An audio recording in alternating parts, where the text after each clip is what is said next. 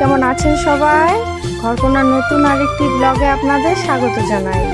আজ শনিবার, বেলা এখন বাজে ওই 11:30। দুপুরের দিকে আমি ব্লগটা শুরু করছি। দেখুন কত সুন্দর সুন্দর নতুন নতুন ফুল ফুটেছে। আর এই ফুলগুলো জানেন তো আমি বর্ষার মধ্যেই লাগিয়েছি, আমি আর বাবা। তো এই ফুলগুলো এখন ফোটা শুরু হয়ে গেছে। এই সময় ফুল লাগালে কি হয় বলুন তো, গাছগুলি মরে না। আর এই ফুলটিকে চিনতে পারছেন? একে আমি প্রথমেও দেখিয়েছিলাম, সেকেন্ড কি থার্ড ব্লগে হবে এখনটি আমার মনে পড়ছে না, কিন্তু আমি দেখিয়েছিলাম।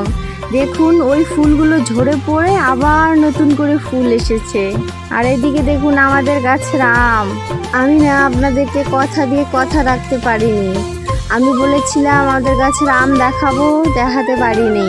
এই যে দেখুন আজকে ভোরবেলা বাবা উঠেছিল, কটি আম পড়েছে তাই তুলে নিয়ে এসছে। ওই জন্যই আমি আপনাদের সঙ্গে শেয়ার করলাম।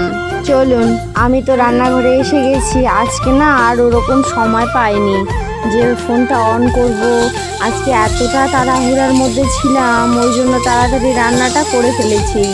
ঝটপট রান্না করেছিলাম তো, তাই আমার 2টি পদ হয়ে গেছে, আর 2টি পদ বাকি। আমার রান্না হয়ে গেছে মুসুর ডাল, আর হয়েছে কচুরলতি।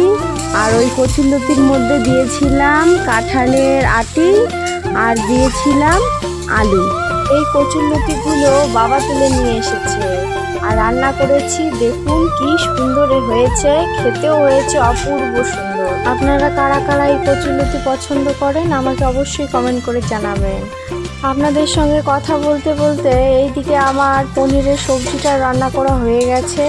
এটি আমি বেশি শুকাবো না, আবার বেশি ঝোলও রাখবো না। আজকের না এই পনিরগুলো খুবই সুন্দর ছিল। এগুলোকে বাবা নিয়ে এসেছে। আমরা যার বাড়ি থেকে দুধ নিয়ে আসি, ওদের বাড়ির পনির।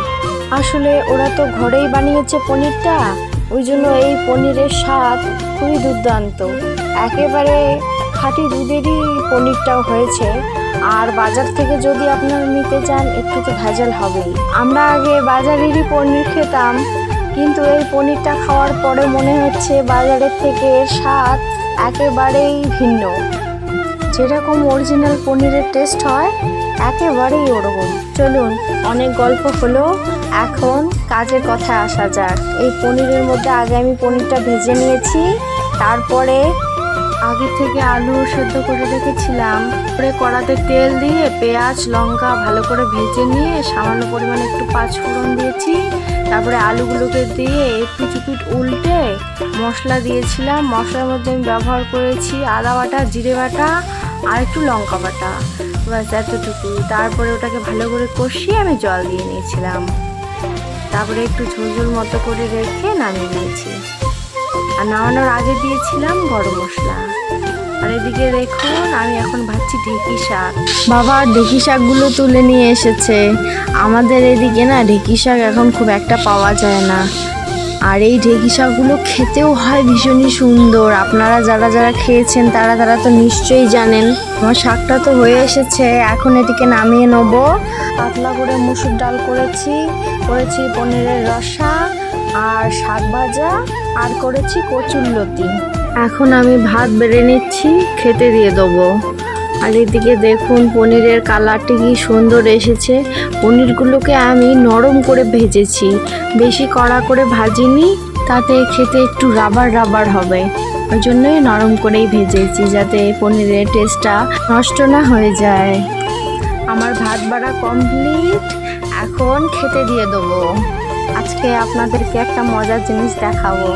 বাবা না আজকে মাছ ধরতে নেমেছে। বাবা যে সকালবেলা জালটা বসিয়েছে আমাদের কাউকেই বলেনি। তারপরে বাবা এসে বলছে জাল বসিয়েছি, দেখি তো মাছ উঠেছে কিনা। তো আমি এমনি করে পিছন গিয়েছি, দেখি মাছ ধরেছি কিনা। তো বাবা আগে জালটা তুলুক, তারপরে আপনাদের সঙ্গে শেয়ার করব। আমি তো এখান থেকে আমিও ঠিক বুঝতে পারছি না, তবে এটা বুঝতে পারছি যে মাছ মোটামুটি ধরেছে। আমার ভিডিও আপনাদের কেমন লাগছে আমাকে অবশ্যই কমেন্ট করে জানাবেন। যদি আমার ভিডিও আপনাদের ভালো লেগে থাকে তাহলে একটা লাইক করে দেবেন। এবং আপনারা যদি আমার চ্যানেলে নতুন হয়ে থাকেন তাহলে আমার চ্যানেলটাকে সাবস্ক্রাইব করে দেবেন, পাশে থাকবেন, সঙ্গে থাকবেন, যাতে আমি আপনাদের সামনে আরও নতুন নতুন অনেক সুন্দর সুন্দর ভিডিও উপস্থাপন করতে পারি। দেখুন বাবা কতগুলো মাছ পেয়েছে, এগুলো সব কই মাছ আর ছিল ল্যাটা মাছ। দেখুন এই মাছগুলোকে বিকালে তোলা হয়েছে, বাবা সেই সকালে জাল বসিয়ে এক জায়গায় গেছিল, ওখান থেকে এসে জালটা তুলেছে।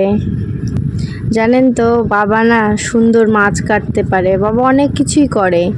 বাবা দেখুন কি সুন্দর করে মাছগুলোকে কাটছে আর আমি এখানে বসে বসে ভিডিও করছি। জিনিসটি দৃষ্টিকটু দেখালেও আমার কাছে জিনিসটি কিন্তু খুবই উৎসাহের। আমি মনে করি সব পুরুষদেরই স্বনির্ভর হওয়া উচিত। যেমন কখনো কখনো আমি আর মা বাড়িতে যদি নাও থাকি, বাবা নিজের কাজটা নিজে নিজে করতে পারে, আর বাবা করেও। জানেন তো বাবা নিজের সব কাজই করে, বাড়ির টুকটাক কাজও করে, এতে মা আর আমার অনেকটাই হেল্প হয়ে যায়। আর আমি মনে করি ছেলে মেয়ে উভয়েরই আত্মনির্ভর স্বনির্ভর হওয়া উচিত। যাকে অনেক গল্প হলো, এখন বিদায় নেওয়ার পালা। ভিডিওটা আমি এখানেই শেষ করছি। বড়দের আমার প্রণাম, ছোটদের আমার অনেকটা ভালোবাসা জানিয়ে ভিডিওটা আমি এখানেই শেষ করছি। ভালো থাকবেন, সুস্থ থাকবেন, সকলকে ভালো রাখবেন। আজ আসি, দেখা হবে কাল নতুন একটা সুন্দর ভিডিওর সঙ্গে।